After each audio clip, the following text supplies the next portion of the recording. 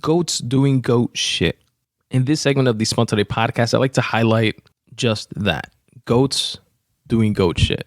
People becoming goats and moving the way goats should move. Whether that be the underdog obtaining a great monumental deal, whether it's a goat or an innovator in their respective space, creating something amazing. Just folks that are within my radar that I pick up on that I like to tip the proverbial hat to and say, good shit, man, and congratulations. And I got 3 of those instances for you guys today in this final episode of 2021, episode 197 of the Spun Today podcast. First up, in Goats Doing Goat Shit, is Rory Mal. Rory Mal, I've spoken about here on the podcast in the past, several different episodes, especially during the Joe Budden podcast beef and breakup and stuff that they were a part of, and then them going out on their own and creating their own podcast and putting out different types of content on YouTube, like comedic skits, and just branching out when folks were kind of like, they were like the B team or like the B players on the Joe Budden podcast and giving them like so much shit. And I'm not going to rehash all the details of that breakup. You guys that are interested in that can definitely go back and listen to the back catalog of the Spun Today podcast if you want my take on that stuff, or just, Google JBP, Rory Mal, and I'm sure you'll find tons of commentary on that situation. I'm here to big them up on their latest deal with Stitcher.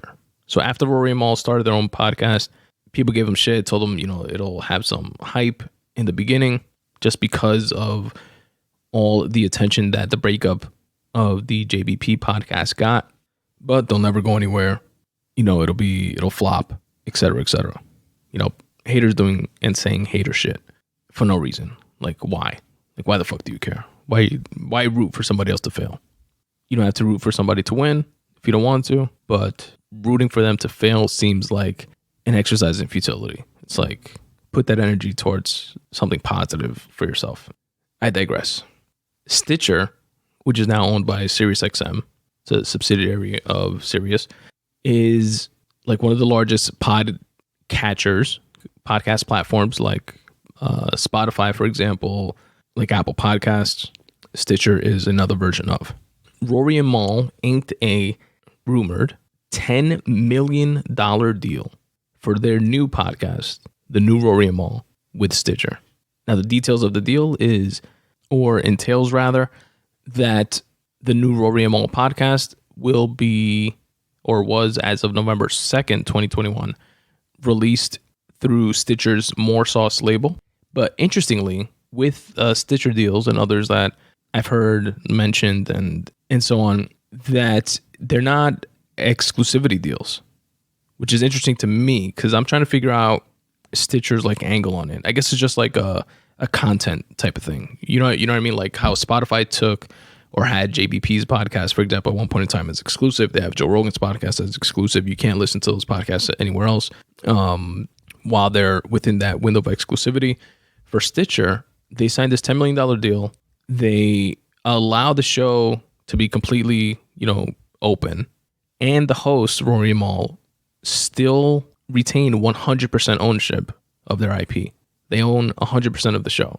So it's like, and their show was on Stitcher before then as well, if I'm not mistaken. Just like the Spun Today podcast it's on Stitcher, it's on Spotify, it's everywhere, right? It's a wide show.